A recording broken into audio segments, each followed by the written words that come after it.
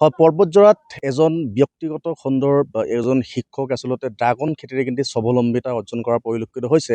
যদি সতীৰ্থ সামগ্ৰীৰ পৰিৱেশখিনি দেখুৱায় তেতিয়াহ'লে আপোনালোকে চাব যে এই যি গছবোৰ আছে গছবোৰত কিন্তু আচলতে ড্ৰাগন ফল কিন্তু লাগি থকা পৰিলক্ষিত হৈছে। আৰু আজি কিন্তু এই যি শিক্ষকগৰাকী আছে যিজন শিক্ষকে আচলতে এই খেতি কৰিছে, তেখেত কিন্তু আচলতে ড্ৰাগন ফল তুলিছে। আৰু মোৰ সতীৰ্থ যদি সামগ্ৰীৰ পৰিৱেশখিনি দেখুৱায় তেতিয়াহ'লে আপুনি চাব যে এনেকৈ ড্ৰাগন খেতি আচলতে যিহেতু ইয়াত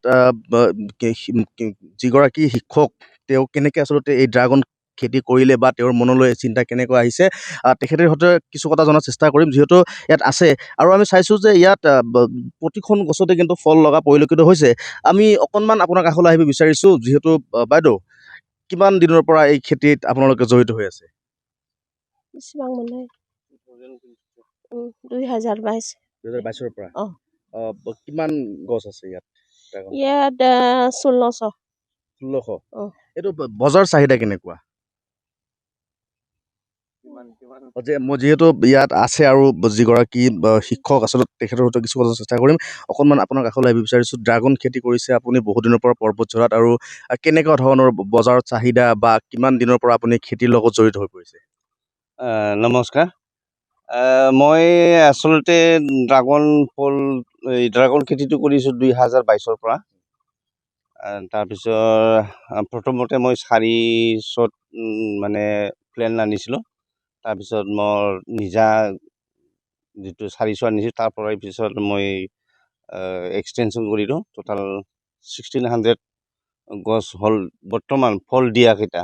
আৰু এই বছৰ নতুনকৈ ৰুলোঁ 1400 পুলি আকৌ ৰুইছোঁ। এইফালে আছে, আপোনালোকে গ'লে চাব পাৰিব। আপোনাৰ যিহেতু আমি জানিছোঁ যে আপুনি ব্যক্তিগত এখন বিদ্যালয়তে কাম কৰিছে। হয়, মই আপোনাৰ 1990 চনতে মই আমাৰ ঘৰৰ নিচেই কাষত যিটো স্কুল আছে এই স্কুলতে মই কাম কৰিছিলোঁ। মই আচলতে ফাউণ্ডাৰ টিচাৰ হয়। 35 বছৰ মই কাম কৰাৰ পিছত মই জীৱনত ভাবিলোঁ একোটো নহ'ল, সেইকাৰণে কিবা এটা কৰিব লাগিব। যিহেতু জীৱনটো আকৌ আৰু আছে, কিবা এটা কৰিব লাগিব। সেইবুলি মই স্কুলটো এৰি এই বাগানটো কৰিলোঁ আৰু। ড্ৰাগন ফলৰ খেতিৰ বাগানটো কৰিলে? হয়। আৰু আমি চাইছোঁ যে আপোনাৰ ঘৰৰ চৌহদত আৰু বিভিন্ন গছ পুলি কিন্তু আছে, বিভিন্ন আপুনি পাচলি কিন্তু আচলতে উৎপাদন কৰে। পাচলি মানে মই এনেকেই মানে অলপ চলপ মই খাবৰ কাৰণে পাচলি খেতি কৰোঁ। এইটো বিক্ৰী কৰাৰ কাৰণে নহয়। কিন্তু মেইনলি মই পোনপ্ৰথমতে মই বগৰী খেতি কৰিছিলোঁ। বগৰী খেতি কৰাৰ পিছত মই ভাবিলোঁ এইটো ইমান লাভদায়ক নহয়, সেইকাৰণে মই ড্ৰাগন খেতিটো কৰিলোঁ। তাৰপিছত ছজনা খেতি কৰিছিলোঁ, কিন্তু ছজনাত মই ফেইলিয়াৰ হ'লোঁ, মানে ফল নিদিয়ে আৰু বৰ্তমান মই 2024 পৰা 2023 পৰা মই এতিয়া ভেনিলা খেতি কৰি আছোঁ। ভেনিলা যিটো মই জাষ্ট ট্ৰায়েলৰ কাৰণে আনিছোঁ, এইটো অলৰেডি ফল দিছে। বৰ্তমান মই 150 প্লেন অলৰেডি আছে। আৰু এই বছৰ মই আৰু এইখিনি মানে এই এৰিয়াতে মই 300-400 মান ভেনিলা গাড়িম। এই সপ্তাহতে গাড়িম বুলি এই ভাবিছোঁ। যি ফলসমূহ আছে, ফলবোৰ আচলতে ক'ত বিক্ৰী কৰা হয়? ফলটো আমাৰ নিৰ্দিষ্ট এটা জেগা নাই, মানে যিবিলাক পাইকাৰ আহে সিহঁতে বিভিন্ন জেগাৰ পৰা আহে। আপোনাৰ ধুবুৰীৰ পৰা আহে, গৌৰীপুৰৰ পৰা আহে, কোকৰাঝাৰৰ পৰা আহে, বঙাইগাঁও চাপাগুৰিৰ পৰা আহে, গোসাইগাঁৱৰ পৰা আহে, তাৰপিছত তুফানগঞ্জৰ পৰা আহে। বিভিন্ন ঠাইৰ পৰা সিহঁতে নিজে নিজে আহে, লৈ যায়। মানে মুঠতে এইটো দি চলিব পাৰি। ড্ৰাগন খেতি দি চলিব নোৱাৰে বুলি ক'লেতো এইটো মানে হাস্যকৰ হ'ব। এতিয়া ড্ৰাগন গাড়ীলে মানুহ জীয়াই থকাৰ মানে বহুত সুবিধা আছে, কিন্তু ডিমেৰিটো আছে। বজাৰ নাপালে এইটো মানে এট এ টাইমতে আপোনালোকে দেখিব পাৰিছে এতিয়া প্ৰায় ফলটো পকিছে, এইটো মানে ছিঙাৰ পিছত বিক্ৰী কৰিবই লাগিব। বজাৰ নহ'লেতো দিগদাৰ, সেইকাৰণে বজাৰটো পাব লাগে। ইমান ডাঙৰ এটা যিহেতু আপুনি খেতি কৰিছে, কেতিয়াবা কৃষি বিভাগৰ ফালৰ পৰা কোনো সহায় কৰিছে?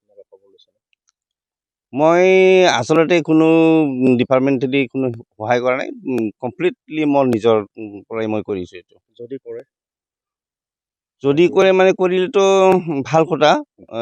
2 বছৰমান আগত কোকৰাঝাৰৰ পৰা এগ্ৰিকালচাৰ ডিপাৰ্টমেণ্টৰ পৰা আহিছিল।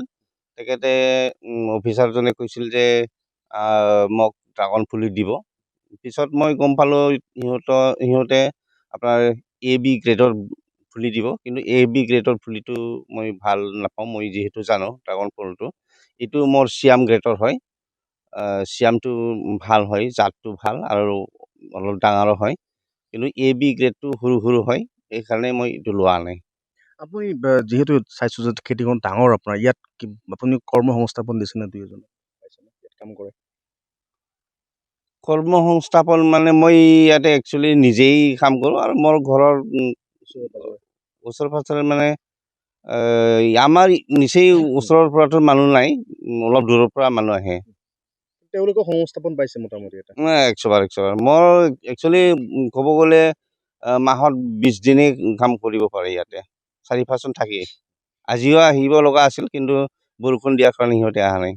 নিশ্চিতভাৱে সেয়া আছিল ড্ৰাগন খেতি কৰিছে যিগৰাকী শিক্ষক। আচলতে শিক্ষকগৰাকী আচলতে কৈছে যে চৰকাৰী মোৰ চাকৰি যদিও হোৱা নাই, তেওঁ ৰৈ থকা নাই, তাৰপিছতে ড্ৰাগন খেতিৰ সিদ্ধান্ত লৈছে। আৰু এই শিক্ষকগৰাকী কিন্তু ইয়াৰ ওচৰে পাঁজৰে যিসকল নিবনুৱা যুৱক আছে তেওঁলোকে কিন্তু কৰ্ম সংস্থাপন দিছে, কিন্তু কৈছে যে কৃষি বিভাগৰ ফালৰ পৰা কোনো ধৰণৰ সহায় কৰা নাই। যদি সহায় কৰে ইয়াতকৈ দুগুণ কিন্তু আচলতে বৃদ্ধি পাব তেখেতৰ খেতি আৰু কৰ্ম সংস্থাপনো কিন্তু বৃদ্ধি পাব। আজি পৰ্বতৰ সামগ্ৰীৰ পৰিৱেশে দেখুৱাবলৈ কিন্তু আমি যত্ন কৰিছোঁ।